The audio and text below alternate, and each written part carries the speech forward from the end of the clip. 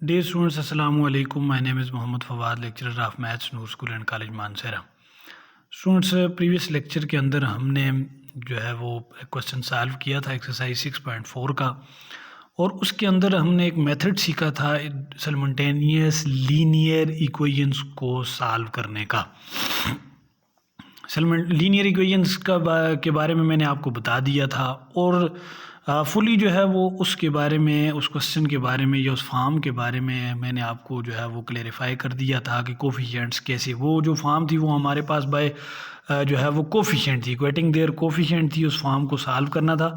और मैंने जो है वो अपनी तरफ से तो फुल कोशिश की थी कि आप लोगों को समझ आ जाए। उम्मीद करता हूँ कि आप लोगों को अच्छे से समझ आ गया होगा। इक्वेटिंग देयर कोफिशिएंट वो फॉर्म ये थी कि आपके पास अगर लेट से कोई भी इक्वेशन गिवन है 8x - 4y which is equals to 1 और 9x - 3y which is equals to 25। ठीक है, अब इक्वेटिंग कोफिशिएंट ये है कि या आप x का कोफिशिएंट सेम बनाएं, यहाँ पर x का कोफिशिएंट 9 है, यहाँ पर x का कोफिशिएंट 8 है। अगर x का कोफिशिएंट सेम बनाएंगे स्टूडेंट्स, तो मुझे यहाँ पर मैंने आपको सिंपल ये बता दिया था कि इस कोफिशिएंट यहाँ से उठाएं, इस टोटल इक्वेशन के साथ मल्टीप्लाई कर दें, और इसका कोफिशिएंट यहाँ से उठाएं और इस टोटल इक्वेशन के साथ मल्टीप्लाई कर दें, तो ये दो कोफिशिएंट सेम हो जाएंगे। क्यों कि यहाँ पर जब आप 8 को 9 से मल्टीप्लाई करेंगे या 9 को 8 से मल्टीप्लाई करेंगे, तो आपको पता है commutative property with respect to multiplication real numbers में होल्ड होती है, तो इस वजह से ये दोनों आपस में सेम बन जाएंगे। 8 9 टाइम भी सेम आएगा और 9 8 टाइम भी जो है वो सेम आएगा। तो 8 9 टाइम जो है वो भी 72 और 9 8 टाइम जो है वो भी 72 जो है वो आपके पास ये दोनों सेम बन गए। अगर आपने y को सेम बनाना था स्टूडेंट्स, तो आपने यहाँ से ये कोफिशिएंट माइनस साइन नहीं, विद कोफिशिएंट साइन अब नहीं उठाना, 3 जो है वो यहाँ से उठाना था और इस टोटल इक्वेशन के साथ मल्टीप्लाई कर देते, तो 3 4 टाइम 12, और यहाँ से 4 उठाते और इस टोटल इक्वेशन के साथ मल्टीप्लाई कर देते, तो यहाँ से 4 3 टाइम भी 12 होता, तो 12y यहाँ पे भी बन जाता, 12y यहाँ पे भी बन जाता। वो हम 8 सब्ट्रैक्ट, वो फिर इन साइंस को देखते हुए 8 सब्ट्रैक्ट करते। अगर x सेम बनाते तो यहाँ पर सब्ट्रैक्शन किया जाता, क्योंकि सब्ट्रैक्शन में साइन चेंज होते हैं, यहाँ पे प्लस था तो माइनस हो जाता।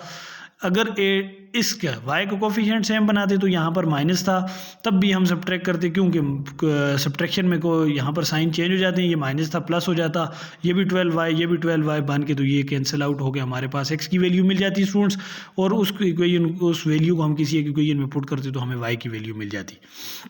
तो ये हमने टोटल काम जो मैंने अभी आपको ज़बानी बताया, ये सारा काम हमने किया था प्रीवियस इक्वेशन को सॉल्व करते हुए। प्रीवियस जो है वो हमारे पास जो क्वेश्चन था सॉल्व बाय मेथड ऑफ जो है वो equating their coefficient, equating coefficient method वो था।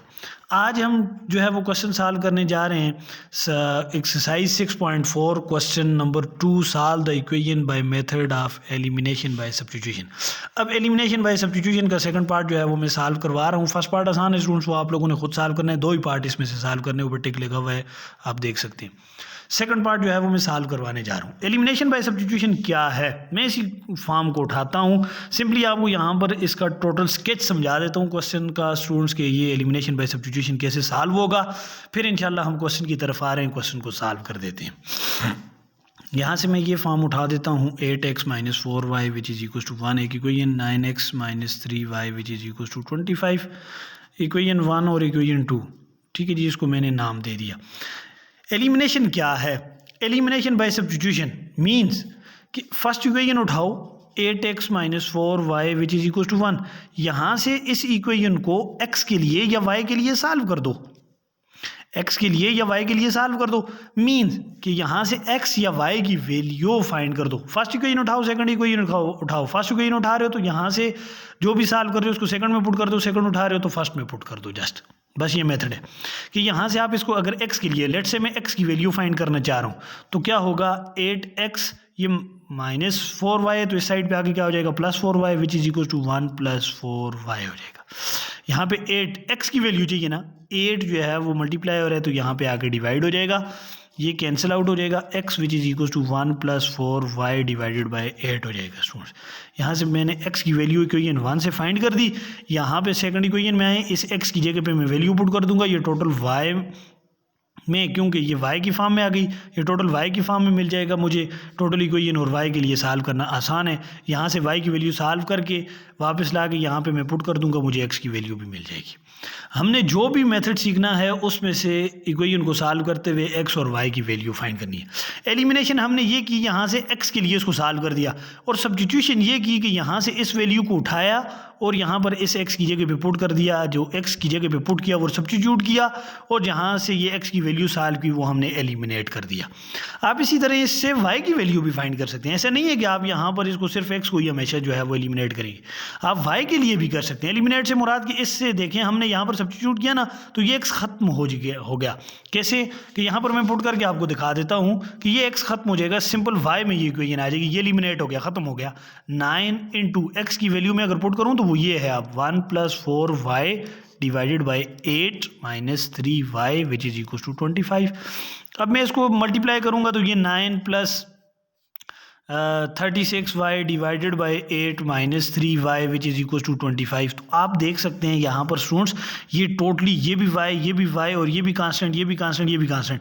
अब हमें y में टोटल इक्वेशन मिल गई, यहाँ पर x का नाम ही नहीं है, मींस कि हमने सेकंड इक्वेशन से x जो है वो एलिमिनेट कर दिया, टोटल y मिले आए।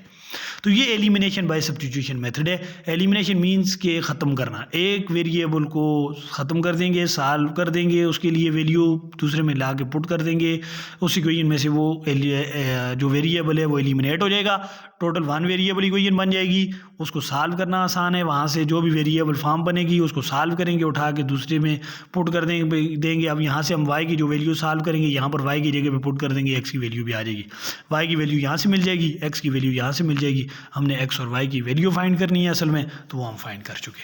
तो ये एलिमिनेशन बाय सब्स्टिट्यूशन मेथड है। अब मैं यहाँ से इसको आपको सॉल्व करके दे देता हूँ इस क्वेश्चन को कि एलिमिनेशन बाय सब्स्टिट्यूशन कैसे सॉल्व होगा। तो सिंपल है, बिल्कुल इजी वे में इंशाल्लाह अभी हम जो है वो इसको सॉल्व कर देते हैं स्टूडेंट्स। इक्वेशन जो हमें गिवन है 8x - 3y which is equals to 8। दूसरी इक्वेशन गिवन है 2x - 7y which is equals to 4।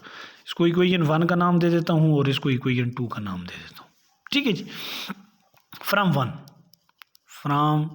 Equation 1 से मैं क्या करता हूँ 8x - 3y which is equals to 8, ठीक। अब इस इक्वेशन को टोटली मैं y के लिए सॉल्व कर दूंगा। ये हमारे पास जो है वो -3y है, तो इस साइड पे आके +3y हो जाएगा। 8x which is equals to 8 + 3y हो जाएगा स्टूडेंट्स। ये +8 है तो इस साइड पे आके क्या हो जाएगा -8 विच इज़ इक्वल्स टू 3y, ठीक है।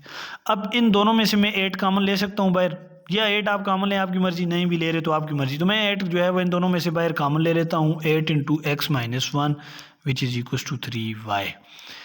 3 डिवाइड ऑन बोथ साइड, क्योंकि यहाँ पे 3 मल्टीप्लाई हो रहा है, इस साइड पे आके डिवाइड हो जाएगा, यहाँ से ये cancel. 8/3 × x - 1 which is equals to y। तो ये मुझे टोटल y की वैल्यू मिल गई। अब इस वैल्यू को मैं पुट कर देता हूँ इक्वेशन 2 में, यहाँ पे put value of y in equation 2 में। इक्वेशन 2 क्या है 2x - 7y which is equals to 4। 2x - 7y which is equals to 4। तो अब यहाँ पर मैं y की जगह पे वैल्यू उसकी ये वाली टोटल पुट कर दूंगा, ठीक है जी। 2x - 7 इंटू y की वैल्यू क्या है 8/3 × x - 1 विच इक्वल्स टू 4। तो ये वैल्यू मैंने पुट कर दी, ठीक। अब इसको सॉल्व कर दें स्टूडेंट्स, तो ये बनेगा 2x - 7 8 जो है वो 56 divided by 3 × x - 1 which is equals to 4, ठीक।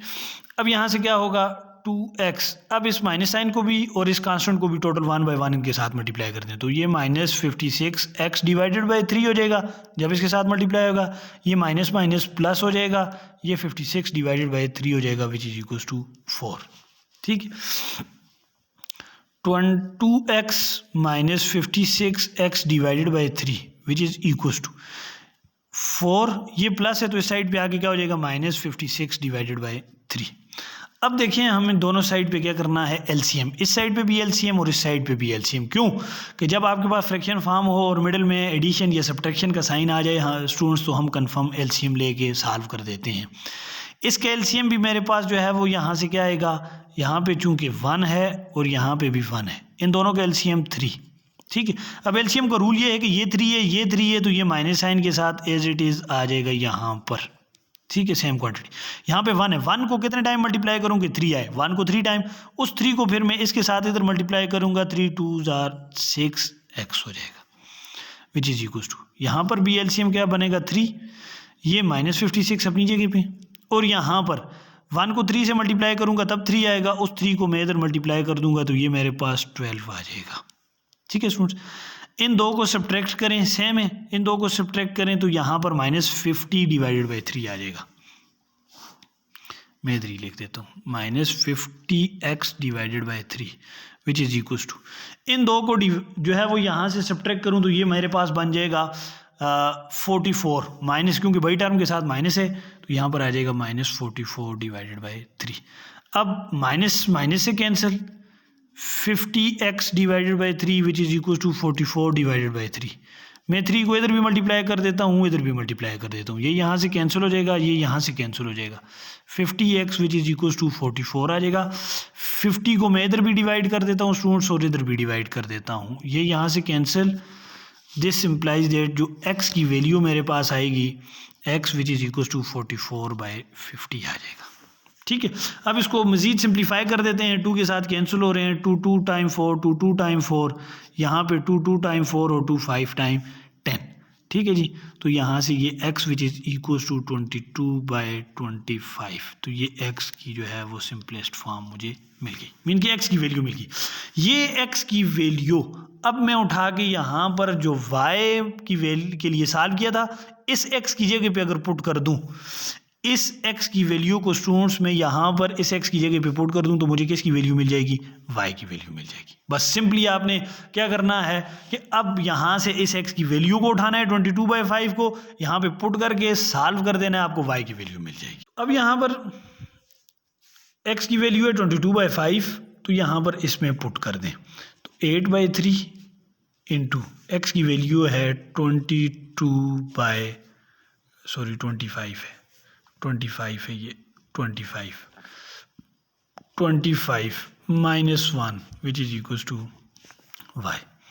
तो अब यहाँ पर ये 8/3 इंटू इन दो का फिर एलसीएम लेंगे हम, यहाँ पर फिर एलसीएम लें तो 25 एलसीएम आएगा स्टूडेंट्स, यहाँ पे 25 है यहाँ पे 25 है, तो ये नोमिनेटर वाली क्वांटिटी एज इट इज़ आ जाएगी, माइनस यहाँ पर अब हमारे पास 25 है तो 25 को मैं 1 से जो है वो 1 को कितने टाइम मल्टीप्लाई करूँगा, 25, तो 25 आएगा, उस 25 को मैं इधर ऊपर नोमिनेटर के 1 से मल्टीप्लाई करूँगा तो अगेन 25 ही आएगा, which is equals to y। 8/3 into 22 minus 25 तो -3 आ जाएगा, divided by 25 which is equals to y। अब ये चूँकि अपोजिट हैं मगर प्रोडक्ट की फॉर्म में है तो ये कैंसिल हो जाएगा, ये minus plus into minus minus हो जाएगा, 8/25 which is equals to y। तो ये y की वैल्यू मुझे मिल गई। x की वैल्यू क्या मिली स्टूडेंट्स, 22/x की वैल्यू मुझे मिली 22/25 और y की वैल्यू मुझे मिली -8/25। अब इसकी वेरिफिकेशन भी आप कर सकते हैं, आप यहाँ पर तो नहीं गिवन, वेरिफिकेशन भी स्टूडेंट्स आप कर सकते हैं यहाँ पर कि उस वैल्यू को पुट करके चेक कर दें। इधर ओरिजिनल इक्वेशन में हमने ये क्वेश्चन सॉल्व किया, इसमें x की जगह पे 22/25 पुट करें, किसी एक इक्वेशन में भी x की जगह पे 22/25 पुट करें और y की जगह पे -8/25 पुट करें। इस साइड को सॉल्व करें, लेफ्ट हैंड साइड को देखें कि वो राइट हैंड साइड की अगर इक्वल है तो आपको x और y की वैल्यूज़ ठीक हैं, अगर नहीं इक्वल बन रही तो वो आपकी x और या x की वैल्यू या y की वैल्यू दोनों में से या दोनों नहीं ठीक या उनमें से कोई एक भी ठीक नहीं है। हमने आज जो है वो क्वेश्चन सॉल्व किया elimination by substitution method. Elimination by substitution method में सबसे पहला काम आप लोगों ने क्या करना है, स्टेप नंबर 1 में स्टूडेंट्स उसको x या y के लिए सॉल्व कर देना है। इक्वेशन 1 में से अगर आप इक्वेशन 1 उठा रहे हैं तो उसको y के लिए सॉल्व कर रहे हैं, ये x के लिए सॉल्व कर रहे हैं, तो जिसके लिए सॉल्व किया उसकी वैल्यू उठा के इक्वेशन 2 में पुट कर दें। अगर इक्वेशन 2 को उठा रहे हैं, उसको x या y के लिए सॉल्व कर रहे हैं, तो इक्वेशन 1 में x की जगह पे x की वैल्यू या y की जगह पे y की वैल्यू पुट कर दें। तो हमने क्या किया, इक्वेशन 1 उठाई और उसको y के लिए सॉल्व कर दिया गया। ये y की वैल्यू हमें मिल गई 8/3 इंटू x माइनस 1, उसको हमने उठा के सेकंड इक्वेशन में y की जगह पे पुट कर दिया। ठीक हो गया, उसको वैल्यू को उठा के y की जगह पे सेकंड इक्वेशन में पुट कर दिया गया। उसको सॉल्व किया तो यहाँ से हमें स्टूडेंट्स x की वैल्यू मिल गई। सेकंड स्टेप में आपने क्या किया कि उस वैल्यू को उठा के y की जगह पे सेकंड इक्वेशन में पुट कर दिया, उसको सॉल्व किया, आपको x की वैल्यू मिली। थर्ड स्टेप में आपने क्या करना है कि x की वैल्यू यहाँ से उठाई और यहाँ पर जो y के लिए सॉल्व किया गया, किसी इक्वेशन में पुट कर सकते हैं, यहाँ पर भी पुट कर दें आप, तो सिंपल हो जाएगा आपके लिए। तो x की जगह पे पुट कर दिया आपने, x की जगह पे जब पुट किया यहाँ पर तो आपको y की वैल्यू मिल गई। 3 स्टेप का क्वेश्चन है स्टूडेंट्स।